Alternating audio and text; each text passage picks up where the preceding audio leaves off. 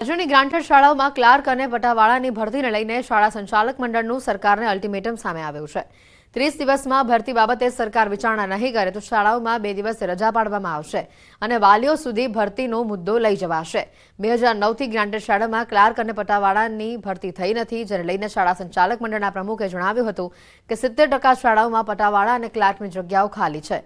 કર્મચારીઓના અભાવના કારણે શાળાના પ્રિન્સિપાલે ક્લાર્ક અને પટાવાળાનું કામ કરવું પડે છે, ત્યારે હાલ તો ભરતીને લઈને અલ્ટિમેટમ અપાયું છે।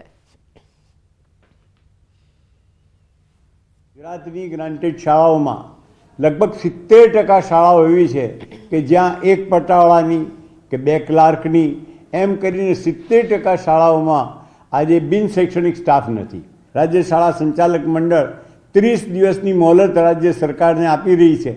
30 દિવસ બાદ અમે સમાજ પાસે જઈશું। અત્યાર સુધી સરકારને વિનંતી કરતા હતા, હવે સમાજ પાસે જઈશું અને સમાજને કહીશું કે અમારી શાળામાં ક્લાર્ક પટાવાળો નથી। રાજકોટ નાગરિક સહકારી બેંકના નવા ચૂંટાયેલા વાઇસ ચેરમેન વિવાદમાં આવ્યા છે। બેંકના વાઇસ ચેરમેન જીવન પટેલ અને તેના નાના ભાઈ સામે જમીનને લઈને છેતરપિંડી કર્યાનો એક વિધવા મહિલાએ આરોપ લગાવ્યો છે। સાથે જ બંને સામે ગુનો નોંધવા કાંતાબેન વઘાસિયાએ માંગ કરી છે। મહિલાનો આક્ષેપ છે કે જીવન પટેલ અને તેના ભાઈએ જમીનના રૂપિયા લઈ લીધા પણ દસ્તાવેજ નથી કરી આપ્યો। મહિલાના પતિ જીવિત હતા ત્યારે જીવન જોગાણી અને નાના ભાઈ જોગાણી પાસેથી 4.10 કરોડમાં જમીન લેવાનું નક્કી કર્યું હતું। માલિયાસણ ગામની સીમમાં કિંમતી જમીનના વેચાણ પેટે વર્ષ 2010માં 51 લાખ રૂપિયા આપી દીધા હતા। જોકે પતિના મોત બાદ અગાઉ નક્કી થયા પ્રમાણે દસ્તાવેજ કરી આપવાનું કહેતા બંને ભાઈઓ ફરી ગયાનો મહિલા આરોપ લગાવી રહી છે। વારંવાર રજૂઆત કરવા છતાં પટેલ બંધુઓએ જવાબ ન આપતા મામલો હવે પોલીસ સ્ટેશન ખાતે પહોંચ્યો છે। જાગણીને મેં જમીન લીધેલી મારા ઘરના આવે તો 51 લાખ રૂપિયા આપ્યા છે। 14 વર્ષ થયા તો એનો કાંઈ જવાબ નથી આવ્યો। એ હતા ને તે જાતા ને આવતા કે મેં કીધું હું શું કીધું એટલે કે કાંઈ કહે છે પતી જાય એમ કહે છે, નથી પતતું। તો 4 વર્ષ થયા ધામમાં વહી ગયા। હવે હું નોંધારી થઈ ગઈ છું, મારે હવે શું સમજવું? તો તમે ન્યાય આપો તો સારું। જવાબ કઈ દેતા નથી। અમે પોલીસ કેસે ગયો તો કોર્ટમાં ગયા હતા, એનો કઈ નિર્ણય આવતો નથી। પોલીસ કેસ કરી તો એ મોટા માણા હે પૈસા દઈને કેસ બંધ કરાવી દે। 2010માં જમીનનો સોદો કર્યો તેની પાસે ચેકથી 51 લાખ રૂપિયા અમે આપેલા છે એને અને હાથાઘટ ભરેલું છે। હાથાઘટ છે તમારી પાસે? કોર્ટમાં છે। તમે વાતચીત કરવાનો પ્રયત્ન કર્યો એની સાથે? કઈ અમારો ફોન ઉપાડતો જ નથી। દાદા હતા ત્યાં સુધી જતા તે પછી કાંઈ ફોન ઉપાડતા નથી। 3-4 વર્ષ ત્યાં ફોન ઉપાડતા જ નથી। અમારી માંગ છે કે અમારી જમીન અમને આપી દઈએ, અમે પૈસા એને આપી દઈએ જેટલા આપવાના એટલા। અમારી જમીન અમે પૂરી કરી દઈએ। સમાચારમાં અત્યારે ફક્ત આટલું જ। રજા આપશો। નમસ્કાર।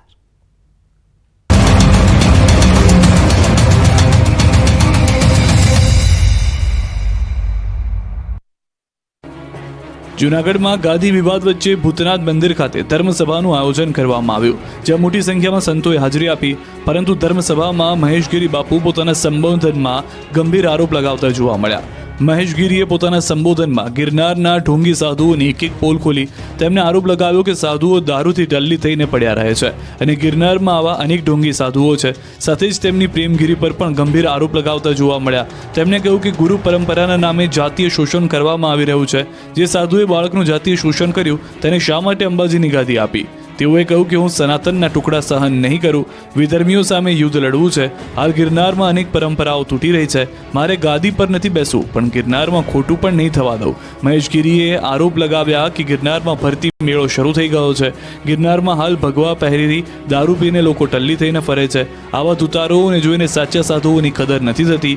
ઝેર પીવું પડે તો હું પીવા તૈયાર છું, પરંતુ પરિવર્તન લાવીશ।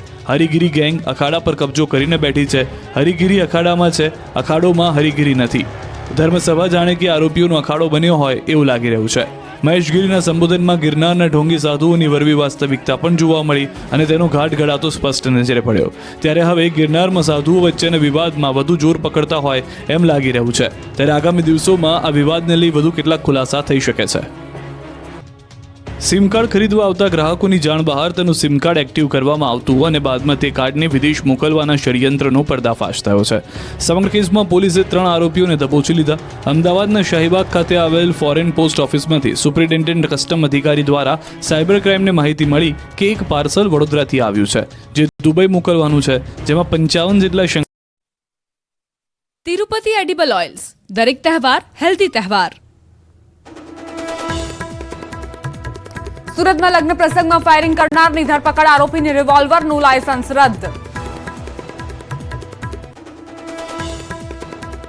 ભાવનગરમાં મહિલા તબીબનો નગ્ન અવસ્થામાં મૃતદેહ મળતા ખળભળાટ, સોનવાડા વિસ્તારની ઘટના, પોલીસે હાથ ધરી તપાસ. જેતપુર સોમનાથ હાઈવે પર અકસ્માત, 7 લોકોના મોત, ભંડુરા પાસે 2 કાર વચ્ચે ટક્કર, પરીક્ષા આપવા જતા વિદ્યાર્થીઓને નડ્યો અકસ્માત.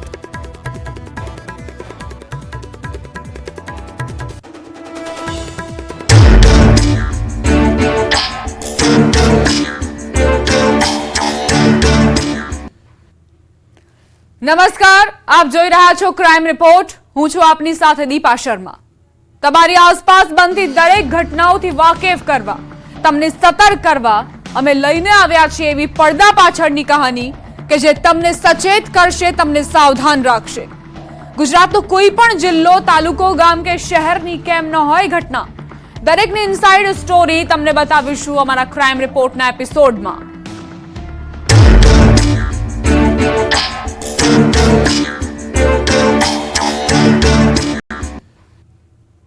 ક્યારે, કઈ પરિસ્થિતિ અને કયા સંજોગોમાં સંબંધો વણસી જાય તે કોઈ નથી જાણતું. કેટલીક સામાન્ય વાતોમાં સંબંધો ઝેર સમાન બની જતા હોય છે. અહીં તો વાત 11 વર્ષના લગ્ન જીવનની છે. એવી સમસ્યાની છે કે એક વાતને લઈ ઘરનો જ વ્યક્તિ બની ગયો ઘાતકી.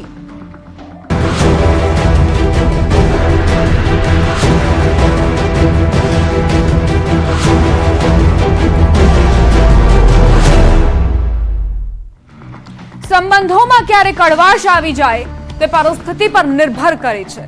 પરંતુ અહીં તો ન કડવાશ હતી કે ન કંકાસ હતો કે ન કોઈ ઝઘડો હતો. તેમ છતાં એક વૃદ્ધાને તેના જ ઘરમાં બેરહેમીપૂર્વક રહેસી નાખવામાં આવી.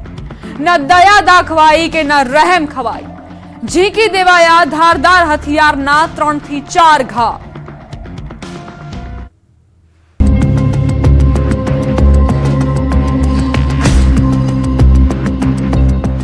ઘરે માતમ છવાયેલો છે.